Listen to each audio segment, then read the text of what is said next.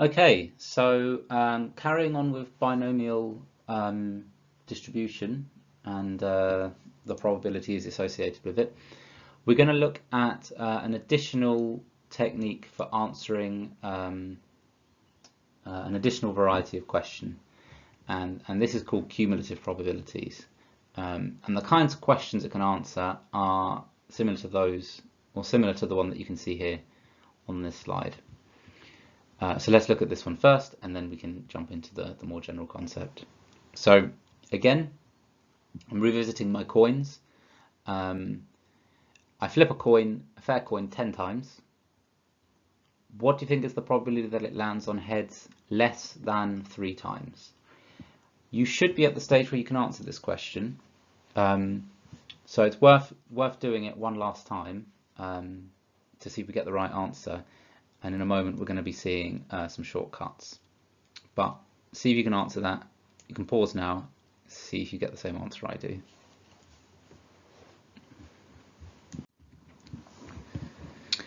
Okay, so in this case, we're going to write that x is binomially distributed 10.5. I want to know the probability that x is less than 3. That's the same as it being equal to 0 plus being equal to 1 plus being equal to 2. That then is equal to 10 choose 0, a half to the 0 and a half to the 10, plus, and then gets a little bit repetitive, but let's just quickly write it out. Half. You can see how this starts to look like binomial expansion, can't you? To the 1, to the 9, to the 2, to the 8.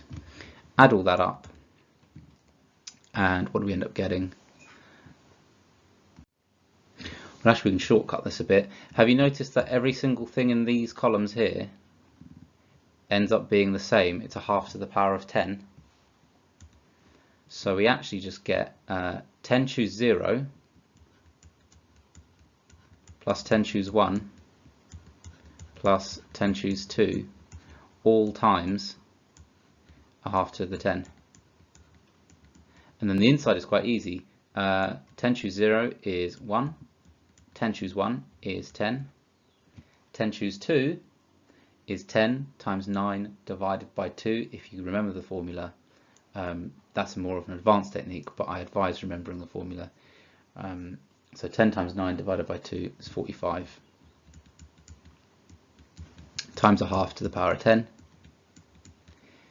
So let's go up here. So it's equal to 11, 1 plus 10 plus 45 is 11 plus 45, 56 all over 2 to the 10. And that's a lot less likely to go wrong in the calculator than trying to plug all of this in. So 56 divided by 2 to the 10 on the calculator gives me 0.0547 rounded up. Okay, so answer is it's about 5%. If I flip it 10 times, the odds of it being less than 3 heads total is about 5%. Okay, so as you can already tell, this is getting a bit long-winded now, even with something quite basic like 3. If you imagine me asking something like, what's the probability of getting less than 10 heads when I flip it 100 times, or perhaps something more meaningful, when you get these larger numbers, this is a headache to do all of this. So we're now going to look at a way to shortcut this, mainly through the use of technology, and that's going to help us get these probabilities. And these are what's called the cumulative probabilities. Cumulative probabilities are these expressions here. Things like the probability of something being less than a value, where you're adding up cumulatively a series of individual probabilities. Okay, so just to clarify, what I've effectively said in words is, if you have a binomially distributed variable and you want to know the probability that x is less than some value, then what you're going to do is you're going to work out what is the probability that it's 0 plus the probability that it's 1 plus ... and all the way up to, well, in this case, what's your last one going to be? If it's less than r, then my last one's going to be r minus 1, right? Like when it was less than 3, I did 0, 1, 2. And that altogether is my cumulative probability.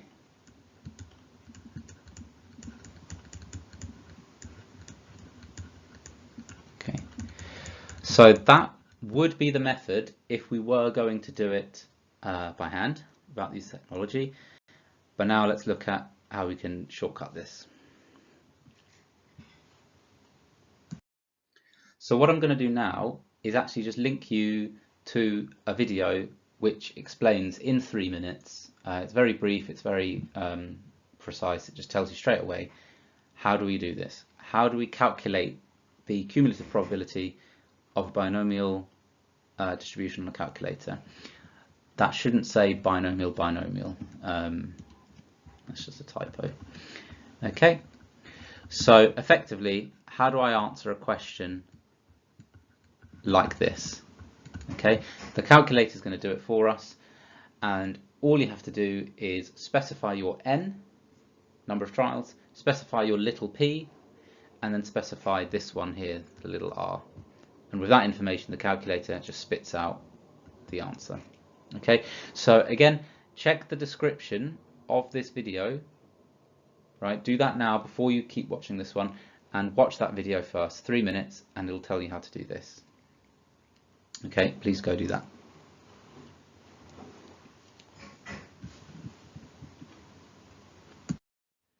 Okay, and if you're here and you still haven't watched that video, then again, please pause, watch that video first, otherwise what I'm about to say will not make any sense. So assuming you've watched it, within that video explaining how to find the binomial CD, what they would have said is, they said here's the first screen, and then you go to the second screen, and here's binomial CD. Now, the thing is, this binomial CD, that's just what you were shown how to use, right? This can be used to calculate questions like, what is the probability that a random variable x is less than r, right? Where it's binomially distributed.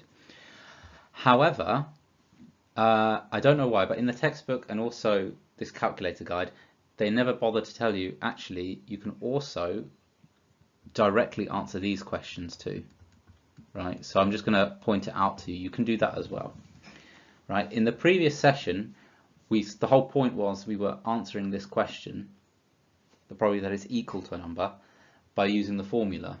Now you still need to know the formula. Absolutely need to know it, because there may be times when there'll be unknowns involved and you can't just plug in the numbers in the calculator. But when it's just numbers, then absolutely use the calculator to check your work, right? Don't use the calculator and just write a number down, but do it and then check your work, and do it by going on the first screen this time. So same as the instructions in the previous video, but on the first screen, go to PD, and PD will answer these types of questions. So it's the same as before. You give it an N, you give it a P, and you give it an R, but now it'll tell you the value for when it's equal to it rather than less than. Okay. Just to clarify what the PD and CD is, the C is cumulative. So that's the cumulative distribution, and here the P just means probability. So basically PD is probability distribution, and CD is cumulative probability distribution. In fact, I suppose there's a hidden P in there. Maybe they should have called it CPD, but they didn't. Okay, so be aware of both of those. Use PD to check your work. And CD, you shouldn't be doing the working for those questions anyway, because it's too long and you're expected to be able to just use the calculator for it. Okay, so let's start doing some examples. There's not really much I can demonstrate for you here because it is really all about the calculator. So all I can do is just encourage you to, I don't know, I suppose race me to writing down the answer for each of these three. Okay, so for A, in your calculator, you'll go to the binomial CD and you will choose an n equal to 20, a p equal to 0.4. So that is to say n is number of trials. Your lower, so this is on the calculator, right? It asks for a lower, which in this case is 0, and it asks for an upper, which in this case is 7.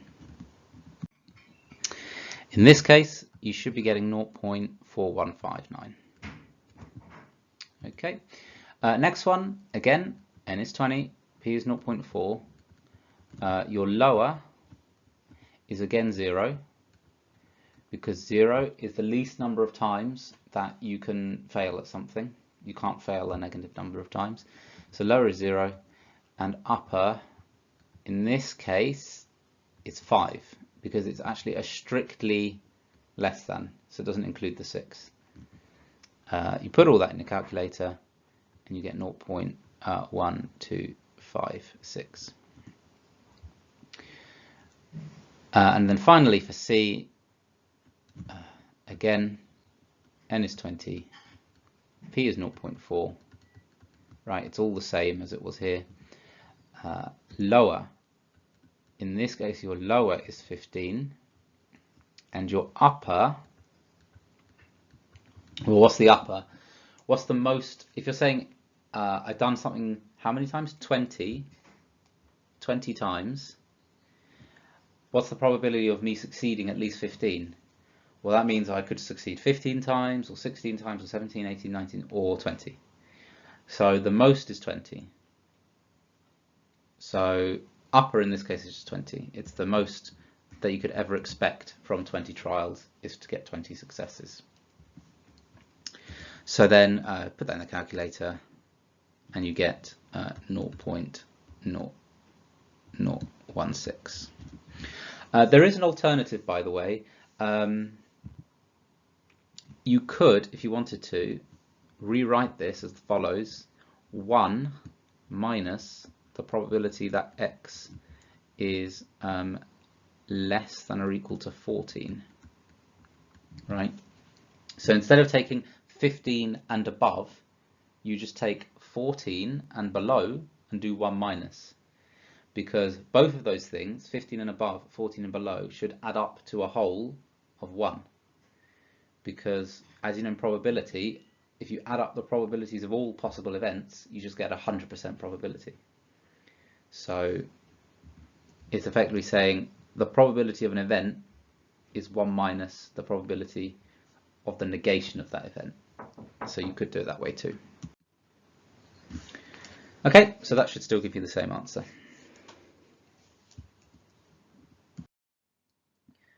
So just to clarify a few of the, I guess, easy mistakes to make in terms of translating English into maths. Here is a nice table from the textbook, which I've just plagiarized, and I think it's quite good. It just gives you a few examples of how do you interpret from human words into maths. So if you see the phrase greater than 5, that means x is strictly greater than 5. And to calculate it, you can do it this way. Now, notice they've done the 1 minus method. You also could just do it directly in the calculator. You could have a lower of 5 and an upper of, in this case, n, where we don't know what n is. But in an actual question you would. But what they've tried to do is they've converted the calculation to always be a less than form. You can do that, you don't have to. But anyway, the point is about this converting from English to maths logic. So no more than 3, that's horrible phrasing. I hope you're not unfortunate enough to have to see that in an exam. But saying no more than 3 means 3 or less, x less than or equal to 3, at least 7, x greater than or equal to 7, fewer than 10, x is strictly less than 10, at most 8, x is less than or equal to 8. Okay, so if you ever have a wordy maths question and it uses some of these phrases here, you should have an understanding of how to convert that into the correct inequality, and then subsequently put it in a form where you can calculate the probability using the binomial CD function. Okay, let's look at one last example. Okay, so we've got words. A spinner is designed so that the probability it lands on red is 0.3. So success is a 0.3 probability. Jane has 12 spins. Find the probability that Jane obtains no more than 2 reds, no more than 2 reds, or at least 5 reds. Okay, so n is 12, p is 0.3. No more than 2 reds is the probability that the random variable x is less than or equal to 2. At least 5 reds is the probability that it's greater than or equal to 5, which I suppose we could just convert into this form so we get used to the process. Saying it's greater than or equal to 5 is the same as 1 minus the probability that it's less than or equal to 4.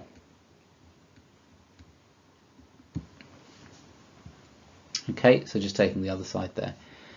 And then use your calculator. Okay, n is 12, p is 0.3. Put that 2 value in. What do you get? Put the 4 value in from 0 to 4, and you can do 1 minus. Or alternatively, you could do this one and do it from 5 to 12. Either way, check you're able to get the same answer that I get here. For the first one, A, it should be 0.2528. Check you get that. And for B, you should get a final answer of 0.2763. And as an intermediate, if you did do it this way, then the x less than or equal to 4 should be 0.7237. Okay, so check you can get that. Right, once you've done that, then let's look at part C. Jane decides to use this spinner for a class competition. She wants the probability of winning a prize to be, oh, so she's doing the competition, she's making it. She wants it to be a low probability, presumably so she can make lots of money. It needs to be less than 0.05. Each member of the class will have 12 spins and the number of reds will be recorded. Find out how many reds are needed to win a prize. Okay, so we might have to read this a little bit in reverse. So first of all, each member of the class, right, I don't think the class is actually that relevant. It's just a single player is going to do this 12 times. So they're going to have 12 spins, this person, and the number of reds will be recorded. And she wants it to be the case that you win with a probability less than 0.05. So let's turn all of this, human words back into maths, and it makes it a little bit easier for us to think about it. So she wants the probability that x is less than some value we don't know. This is the thing we're trying to find out, how many reds. The probability that x is less than that, let's do less than or equal to,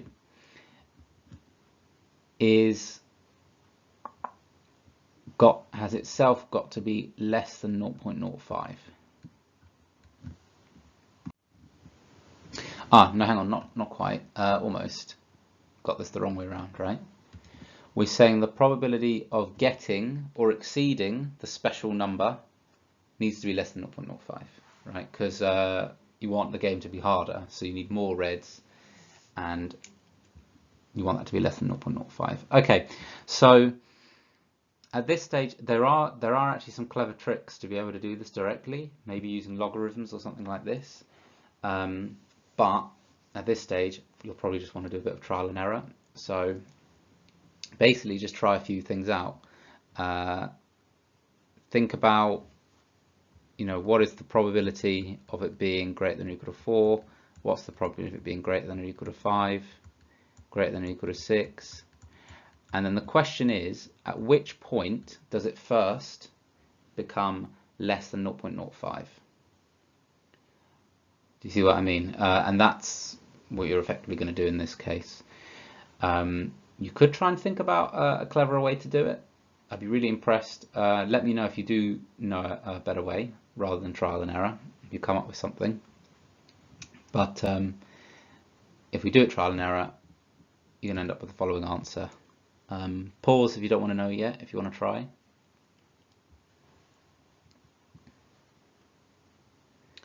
So in this case, it's 7. The probability that x is greater than or equal to 7 is equal to 0.0386, and that is indeed less than 0.05.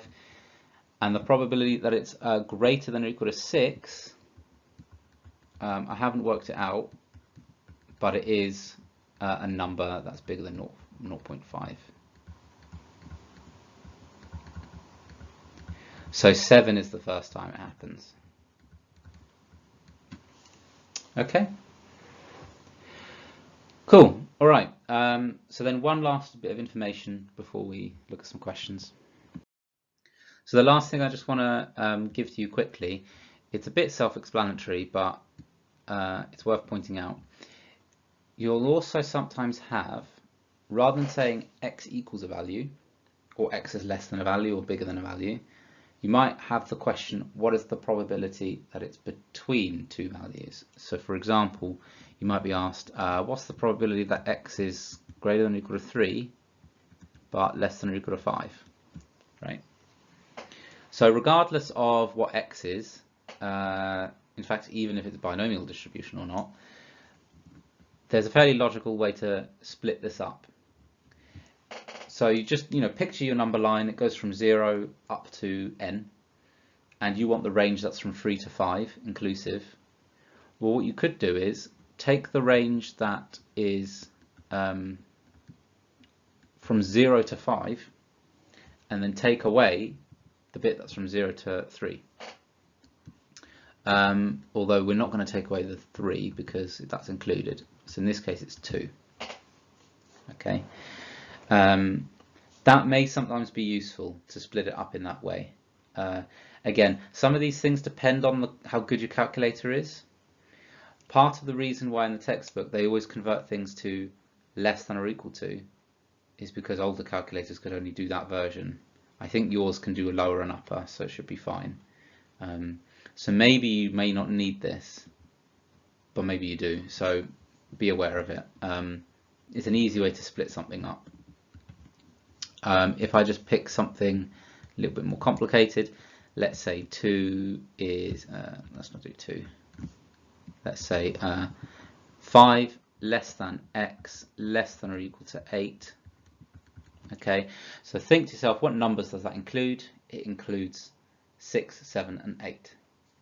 So let's take everything from 0 to 8 and then take away everything from 0 up to 5. Okay, so you've got to be, I'm being a bit tricky here with sometimes equals, sometimes not. That does make a difference.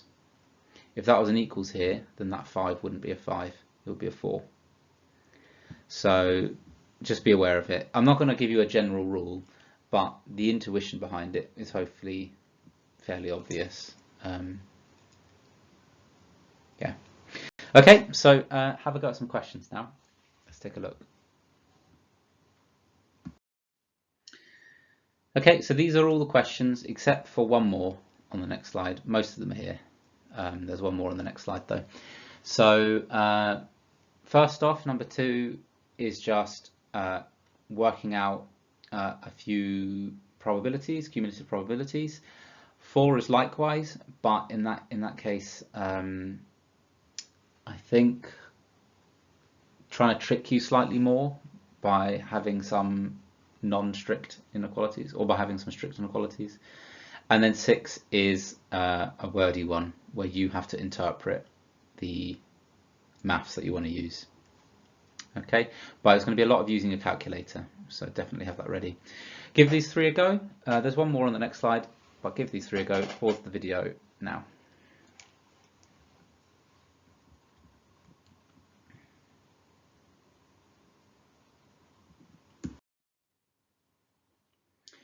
Okay, and then here you have your final question. Another one of these, find the specific value such that the probability is something. So you may want to do some trial and error here. Get used to using that calculator. Pause the video now.